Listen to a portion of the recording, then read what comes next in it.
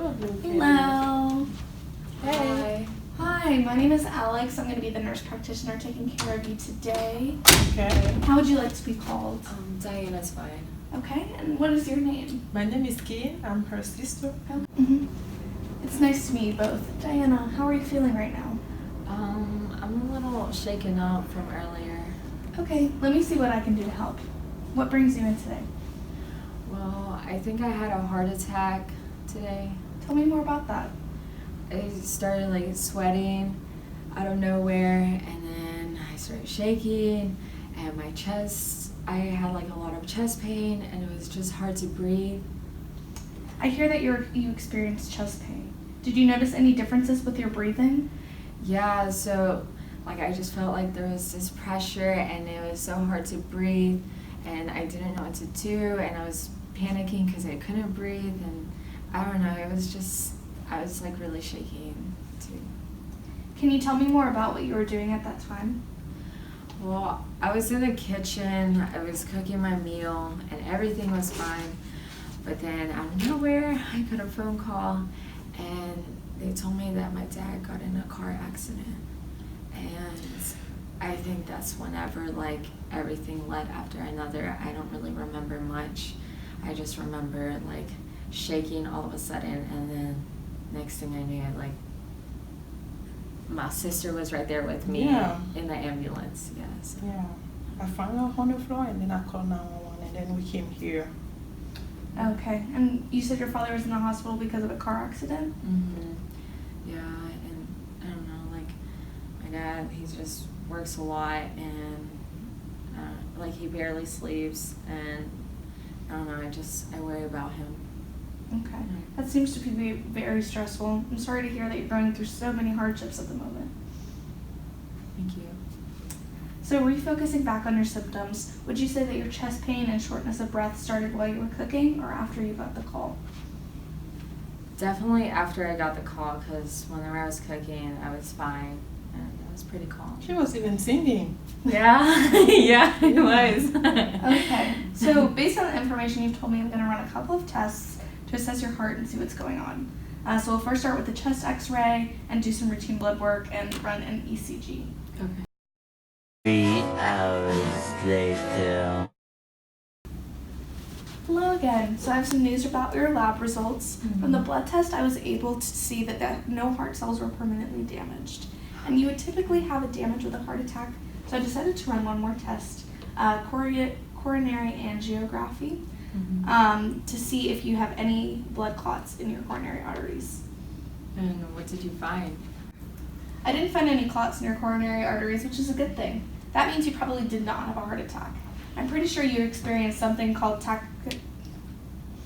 Takotsubo Cardiomyopathy, or TCM for short. What is that? I've never heard of it before. Me too. It's similar to a heart attack, but it has significant differences. What do you mean? I can tell that this new information is scary, but I'm here to spend some time and to explain TCM and answer your questions. Is that okay with you? Yeah. Okay. Yeah. Okay.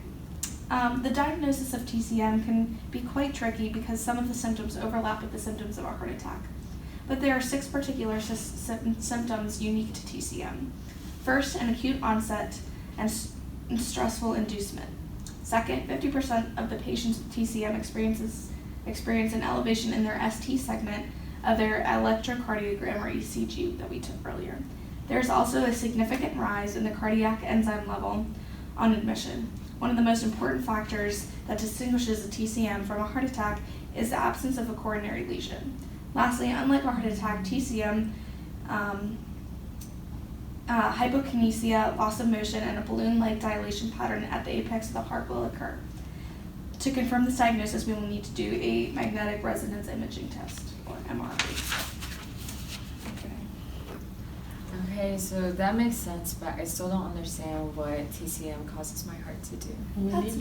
That's valid, but I can help by explaining the pathophysiology of TCM. Okay, that would be really helpful. The exact pathophysiology of TCM is unknown. However, there has been research and studies done to better understand it, and one theory is called the catecholamine theory.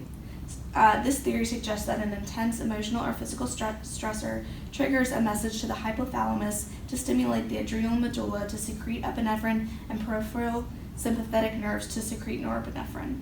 The secretion of epinephrine and norepinephrine causes the alpha cells to increase afterload, which leads to microvascular dysfunction. Also, it causes the beta cells to induce hypercontraction of the left ventricle outflow, which results in an increased demand for oxygen. Okay.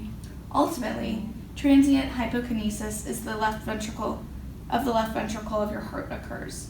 This means the walls and muscles of the left ventricle cannot contract regularly. However, this is temporary and typically resolves in a few days to weeks. It is important to note that the TCM is correlated to a significant emotional or physical stressor. That makes sense. I was pretty stressed when I received the phone call. Is there any chance this might happen again? Well, there are some risk factors. There's two main ones. So, for instance, a lack of estrogen is a risk factor. That is why 90% of patients who experience TCM are menopausal women. The second risk factor is an intense emotional or physical stress inducer. Patients with depressive disorder are particularly at higher risk. I have a question, ma'am. Is TCM a genetic disorder? So there has been some research done to further investigate if there are any genetic factors associated with TCM, and research suggests that it is very possible and susceptible that TCM may be partially related to genetic factors, specifically polymorphisms of alpha and beta adrenergic receptors. Okay, so what now? We're going to admit you to the hospital for about 3 to 7 days, just until the function is restored to your left ventricle. Okay. Can I stay with her? Yes, you can. There will be a couch in the room. Okay. And will she be on the medication? I will probably prescribe her a beta blocker or an angiotensin converting enzyme or ACE inhibitor because either of these drugs will promote heart muscle recovery. Okay. I'm a little bit worried about the financial part. How much will that be? Yeah, so we can definitely work with your insurance and we can talk to some financial advisors within the hospital, okay? Okay. Do you have any other questions? Yeah, I know since this is like stress related and like caused by, how can I like better manage my stress? So maybe do some meditation techniques or things like that. We can work with you while you're staying with us to do some better practices. Okay. Yeah. Yeah. Okay. Sounds good. Okay, great. Thank you. You're welcome.